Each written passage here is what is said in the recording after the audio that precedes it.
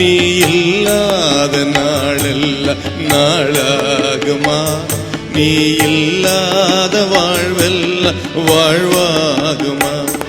यिर्मयाह दूसरा अध्याय का उसका 13वां वचन, क्योंकि मेरी प्रजा ने दो बुराइयां की है, क्योंकि मेरी प्रजा ने दो बुराइयां की है। उन्होंने मुझे बहुत जल के सोते को त्याग दिया है और उन्होंने हौद बना लिए, वरन ऐसे हौद जो टूट गया है और जिनमें जल नहीं रह सकता।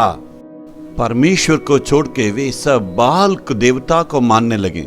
परमेश्वर को जिस स्थान को देना चाहिए बाल देवता और आकाश की सेनाओं को दिया, टूटा हुआ हौदा को चुना है। मेरे प्रियो, यदि परमेश्वर के जिस जगह में देना उस स्थान में दूसरा किसी वस्तु को आप चुनते हैं, इसका मतलब टूटा हुआ औदा का समान है। परमेश्वर को जिस स्थान चाहिए थे उस स्थान के लिए कोई भी वस्तु या पैसा, किसी भी व्यक्ति जिसे प्यार करते हैं, जब जिसे चाहते हैं उसको जगह देंगे तो उस व्यक्ति के समान है जो टूटा हुआ औदा का चुना हुआ एक दयनीय व्यक्ति के समान है।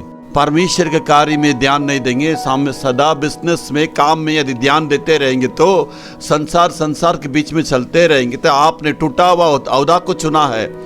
पिछले दिनों में ऐसे चुन के कितने भी परिश्रम करने से सारी बातों को खोए हैं। पिछले दिनों में आपने परिश्रम की लेकिन प्रतिफल नहीं पाया।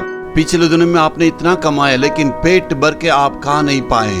ये सारे नष्ट हमारे जीवन में क्यों हुआ है? परमेश्वर को भूल गए, परमेश्वर को आपने छोड़ दिया, एक टूटा हुआ हौदा को आपने चुना है, प्रभु का प्रथम स्थान नहीं दिए। मुसीबत का कारण यही है मेरे प्रियो, किस हौदा को आपने चुना है।